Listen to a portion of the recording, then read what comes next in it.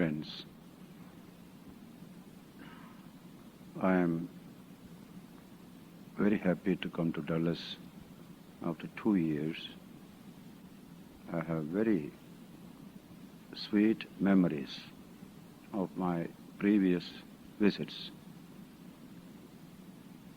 This year, I am just staying for a day, going to San Francisco tomorrow. Behind me lies visits to so many cities in the States, as well as Berlin, West Germany and Holland. When I left India, I had a little cold and cough. I was expected to take rest, but I couldn't do so. I had to start on the tour, so I have been constantly accompanied by a bad cough all these 5 weeks, sometimes troublesome and sometimes not so troublesome. So if I feel a little bad during the talk, I would ask you to excuse. But I generally find during the talk it doesn't trouble. When I keep alone, quiet, only it troubles. Especially at night when you sleep. It was a great experience to pass through so many countries. Berlin, both East and West, Humboldt University in East Berlin, public lecture in the hall in Berlin,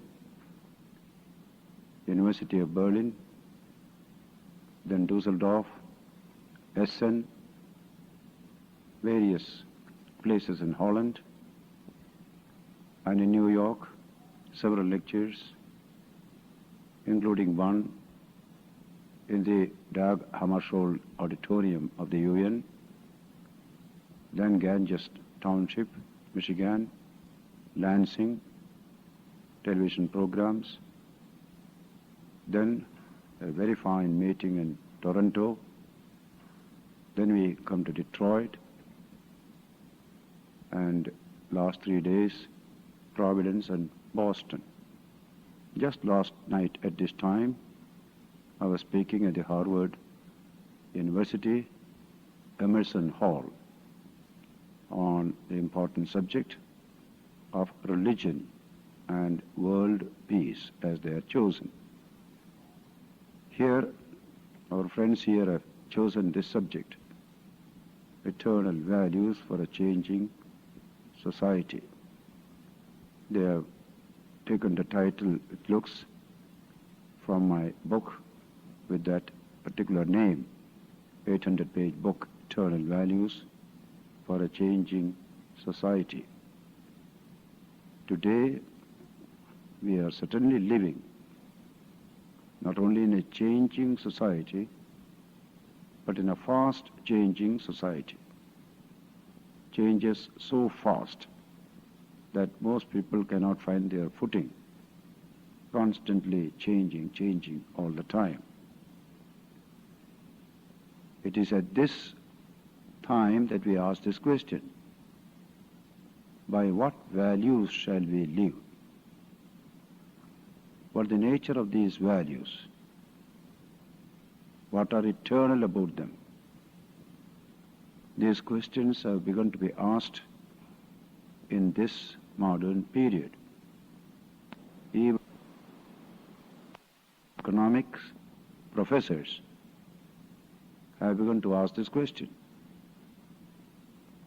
Just 2 months ago, the great American economist John Kenneth Galbraith was with us in India. He was American ambassador in Delhi, 59-63. He came to my city in Hyderabad. I presided over his public lecture. This economist has written his famous book, The Affluent Society, dealing with American society. He raises this question of values.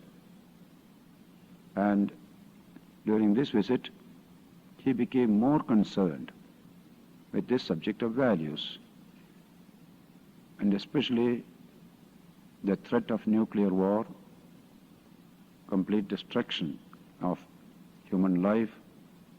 All these pose questions. A merry-go-round we are having all the time. No time to think on fundamental issues. But due to these pressures, some thinkers have started thinking on this subject. That's the context of this particular theme, eternal values for a changing society, implying thereby that among values there are some which are temporary, changing and time-bound. But there are some which are eternal. We do not know that subject in the modern cultural context. Nothing eternal. Everything is time-bound, temporary, ad hoc. This is the attitude today. Ever since the Second World War, this attitude has become so prominent, the repudiation of all values. Live for the moment. That is the idea today. There is one term dealing with this attitude developed in this country.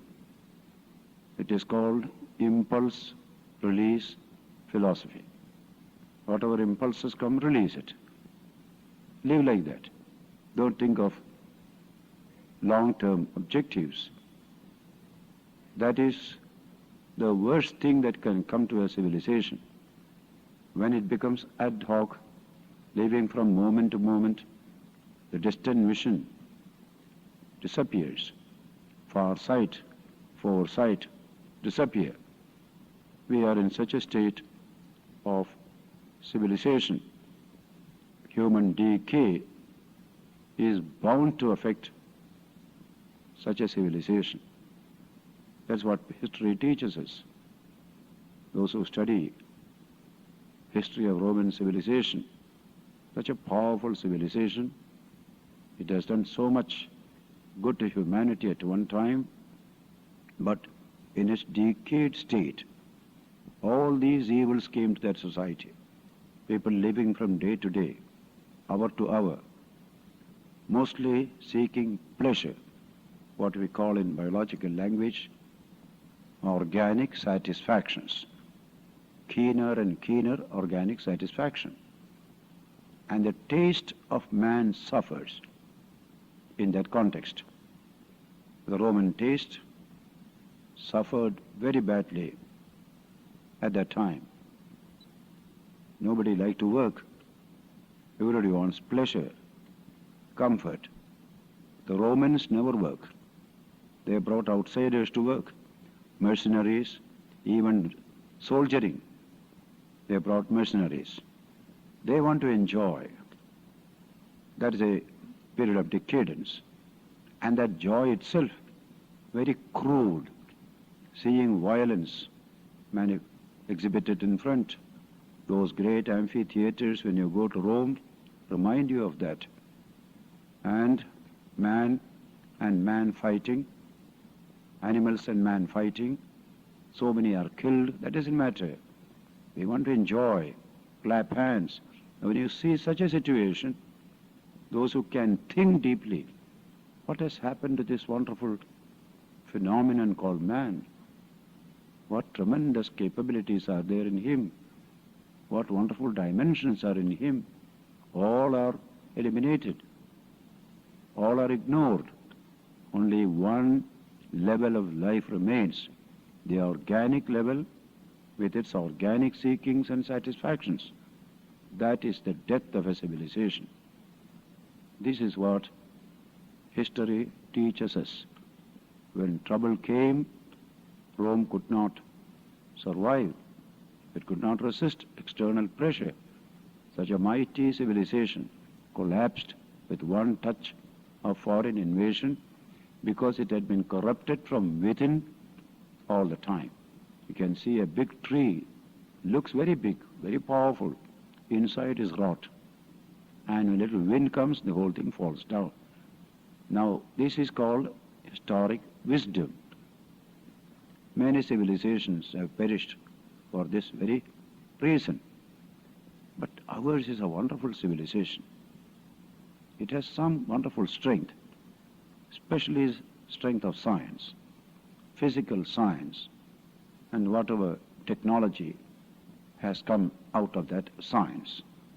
For want of that higher vision, for want of guidance from higher values, this wonderful technology we are using only to satisfy organic cravings. And these cravings go on multiplying every day. And technology satisfies these cravings. It is at this stage that thinkers began to question. Since the post-war period, tremendous questioning has started in the Western world. Sincere, critical thinkers, GNP as the criterion of growth, gross national product, per capita income, consumption level. Are these really greatest values of life? Are nothing higher? It is such thoughts that produce several books, several articles, and in Galbraith's book on affluent society, this subject comes up again and again. In fact, the very subject of economics is questioned there. That is not a very high subject. And he quotes the remark of Carlyle in the last century, dealing with the very strong economic theories of those days, of Ricardo and others, those great professors of that dismal science, that's how it is referred to. Galbraith quotes it. Economics as a dismal science, dealing only with profit and loss, or rather, sell dear and purchase cheap. That's the meaning of economics in that language. Is this the only value? The question arises. Money, organic satisfaction. Is this human being conditioned that way only? Has he no higher dimension? These are the questions that are being asked today seriously. In this context, it is good to know how the great sages of India, extraordinary men and women who created this profound philosophy, the Vedanta, very, very old philosophy, yet every time fresh, never getting old. It is good to know how they looked at the human situation, what guidance they give to humanity, what is the goal of this human endeavor. These are the various themes you get in that great literature associated with Vedanta, Upanishads, Gita, and some other great books. These were intellectual giants who created this literature. As I said yesterday at the Harvard University, when you study in colleges, you study about anthropology, sociology, and very often we are taught religion is the product of medicine men among the primitives. That is still continuing that attitude. Whatever may be primitive religions in various parts of the world, when you deal with India, one country where religion was handled by the finest minds, brilliant intellects, great thinkers, men of pure character, they handled the subject of religion. And they handled it scientifically, rationally, questioning every belief. That is the thinking and approach that created this Vedanta.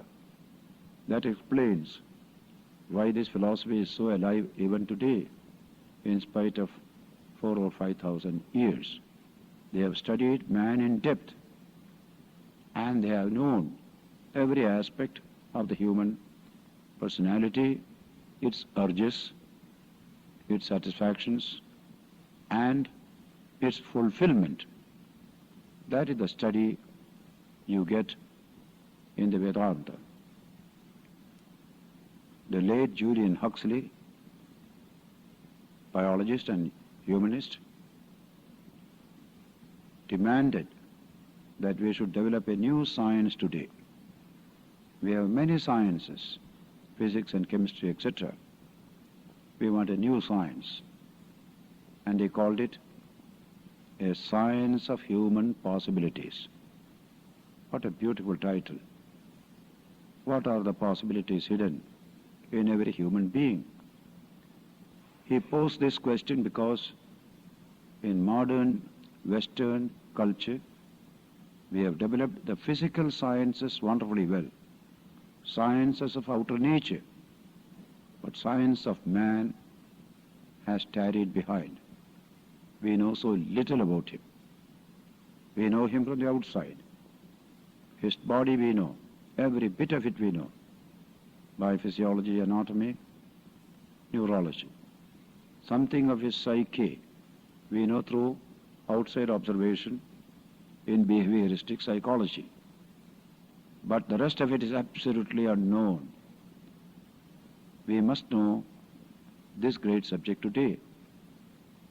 That is why he calls it the science of human possibilities. It is this particular subject that Vedanta developed ages ago, the science of human possibilities.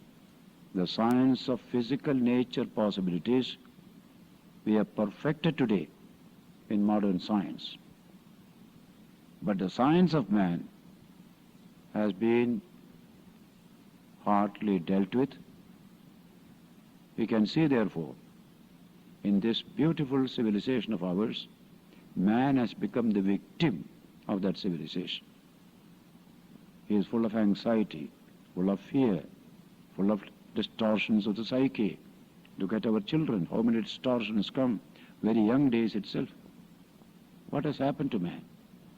Are we creatures, just like any other creature? That's the question we must ask today. Vedantic answers are very clear. Man need not remain a creature. He has the organic capacity to realize freedom. He has the organic capacity to know truth, truth in physical nature, truth within himself. He has that capacity. And the sages of the Upanishads pursued this great subject. It is amazing for us to realize today. They have pursued it with the same scientific precision, objectivity, detachment, moved only by one passion, to know the truth about man, and the insights gained from such a pursuit by several people working on the same problem with the same passion for truth. Among them were men, women, children, kings, emperors. When you read the Upanishads, you can see all such people. Number of women freely participating in the quest for truth. Little children participating, moved by that one single passion for truth. Is it true? Is it true? Imagine their courage. Their own national religion, national beliefs, national gods, they didn't accept. They subjected to all of them to search and scrutiny and questioning. If they can stand test of truth, we accept you, otherwise go. Even their own sacred books, they treated in the same way, with a critical mind, the Vedas. Such a record you find only in modern science with respect to physical nature. But this happened in India more than 4,000 years ago. And what is the result?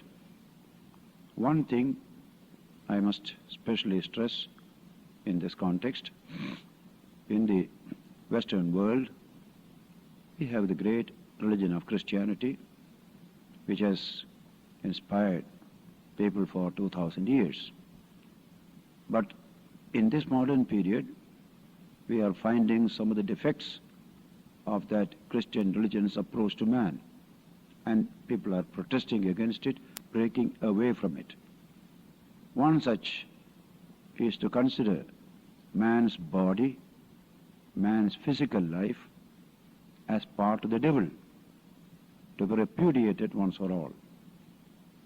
This is absolutely not present in the Vedantic understanding. Respect for man's physical life, his organic life, they are valid. His search for organic satisfactions is valid. That is the first sentence you will get in Vedanta regarding man. Man's body is a sacred instrument, most versatile instrument. Keep it fit and fine. When you see a yoga class doing physical exercise, asanas, what does it mean? That this body must be kept fit and fine. Just like a musical instrument. Tune it well, beautiful music comes out. If it is too tight or too loose, music doesn't come out. So this body can produce the best music if the body is kept healthy and in a fit condition. That was the positive approach of the sages, of the Upanishads, and some others who came later. So body was taken care of, bodily cravings were respected, organic cravings, life at a sensory level, none of them was considered to be bad or the work of the devil. That is the one thing we must remember, a positive attitude. We seek values at the organic level. Eating, drinking, and all other organic satisfactions are valid values. We can pursue them. That is the first sentence.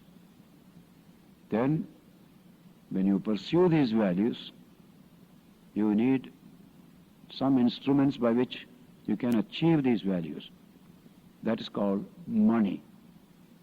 Wealth is a great value, not repudiated in the scheme of human life presented by the ancient sages of India. In fact, they club these two together. You need organic satisfaction, but to achieve it, you need money. So they go together. There is a technical Sanskrit term for these two, kama, artha. These are called two purusharthas. See the wonderful technical term, precise scientific term, purushartha. What man seeks in his life. The values sought by man are known as purusharthas. Purusha means man. Artha means what he seeks. The first is kama. All organic satisfactions are known as kama. All of them. And they are treated as valid. And because you cannot satisfy them without that instrumental value called wealth, so you seek wealth. Perfectly valid. Two great value systems known as perfectly valid, kama, artha. Then comes the higher value. That is something unique. Only man has it. The first two you can have even animals. They don't seek wealth as we do, but they seek a territory and say, this is my wealth. They keep it there. Take any group of animal species. They take a territory like elephants or tigers and deer. This is my territory. I'll protect it because I must live by here. That's called wealth. And the pleasure coming from organic satisfaction is kama. So kama and artha you can see all over nature. But the third value, which is a higher value, you find only in the case of man. We call it dharma in Sanskrit. It's a great word. Today you can call it ethical sense, a concern for the next man. That's called ethical sense. If I am strong, I can have all the things for myself. I will throw the other man out. That's what we did as an animal. What Darwin said is true. Struggle for existence. When we study animal life, you will find the strong animal has the best of things. All others must go to the wall. Between themselves, sometimes they can cooperate. That is possible. But strength finally prevails, physical strength. It's only when you come to man, even a weak man can find a place there. How? By this ethical sense. Dharma, they call it. In fact, this word dharma constitutes the most essential component of Indian culture. The whole epics of India, Ramayana, Mahabharata, all deal with the subject of dharma. What is the wonderful play of dharma in human society?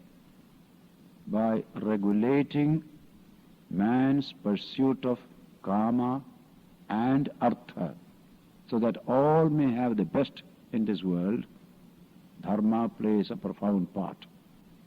It is out of that dharma sense you are able to organize an ordered society, an ordered political state, with laws and regulations, restricting the excessive use of the resources of the world by only one individual or one group.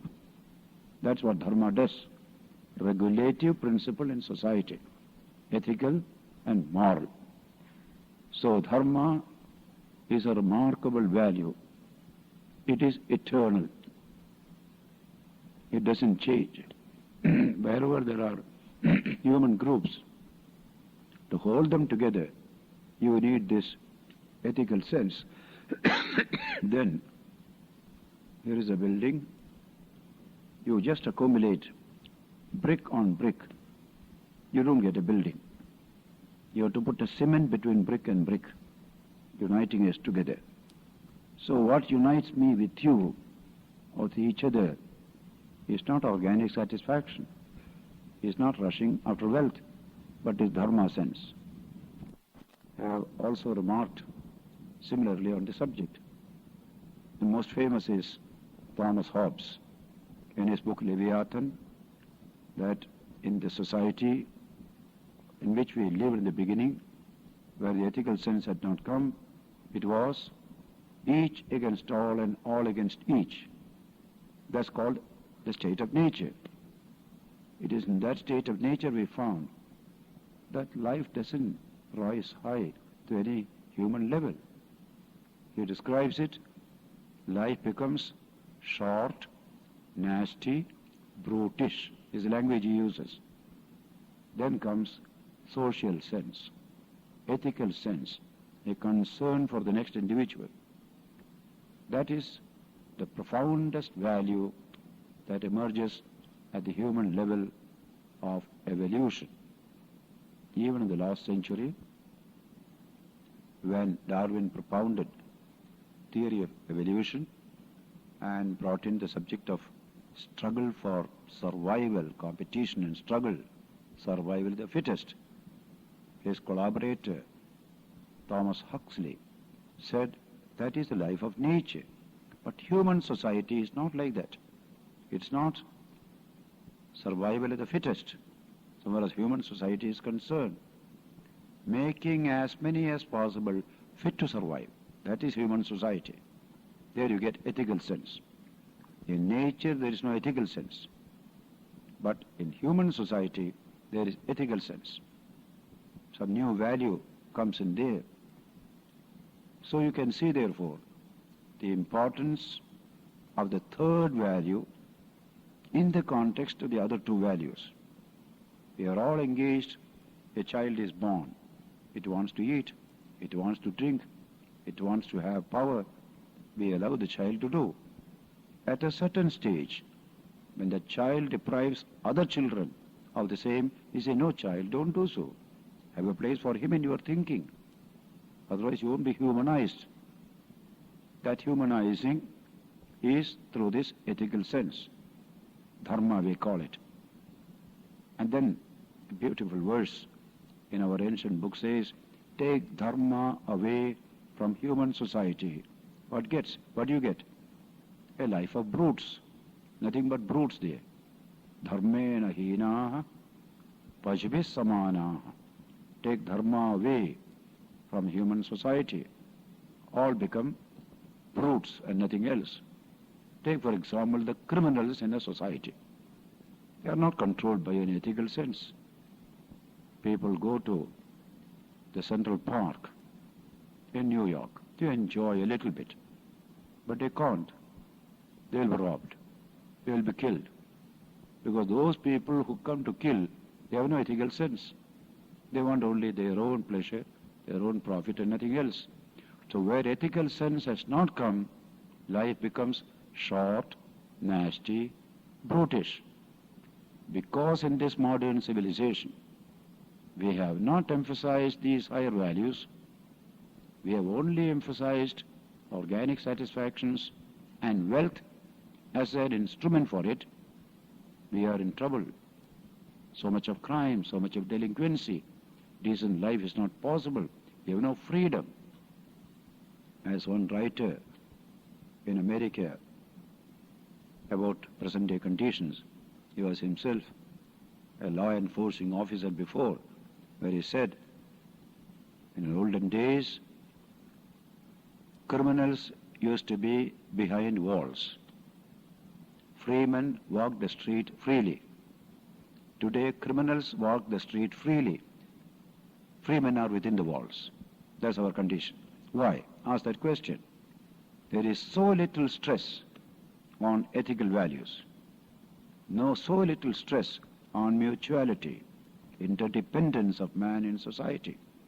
All that India calls dharma. There is so little stress on dharma. Live as you like. Call into the moment. Impulse release, as I said. I see you, an impulse comes to me. I must snatch your purse. I won't question it. I don't check myself. Impulse has come, release it. So I go and snatch it. If you resist, I kill you, and I go. What is there to complain? It is this that is the greatest problem today, not only here, in my own country, the same problem. The dharma element is not stressed. Kama, artha are stressed. Organic satisfaction and the means for organic satisfaction. The tyranny of the immediate present, as I put it. Tomorrow, day after, I don't look at all. The tyranny of the immediate present. Why is it so? Because the human life is lived at that organic level only. Like any animal. The next level is psychic, intellectual, where there is thinking, questioning, right, wrong, we begin to discrimination. That is stifled. That's not encouraged. That is why without this eternal value system of right and wrong, we say all right and wrong is relative. Whatever suits you, that is right. But what doesn't suit you, that is wrong. That is our definition today. And that's why life has become short, nasty, brutish. Whereas if men and women knew that they have a profound dimension within themselves, out of which will come ethical values, humanistic impulses, wonderful evolution of man in a higher dimension, the whole society becomes transformed. At this stage, one question arises, and that is particularly relevant in our rationalistic age. That question is, what is the source of these ethical values? We generally see the source in external nature, in the good things that nature provides for you. And after the war, Second World War, there is a change of opinion. And I quote only one prominent agnostic thinker who has registered this protest the late Bertrand Russell. In his book, Impact of Science on Society, he says, today we worship the machine, and man himself has become a machine. That's what mechanical philosophy tells us. Man is nothing but a machine.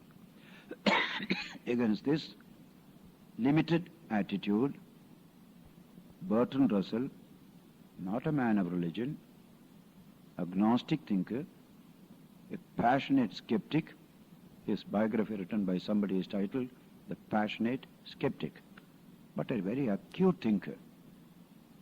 His remarks are very interesting. He says, the machine is the modern form of Satan, and its worship is the modern diabolism. First sentence.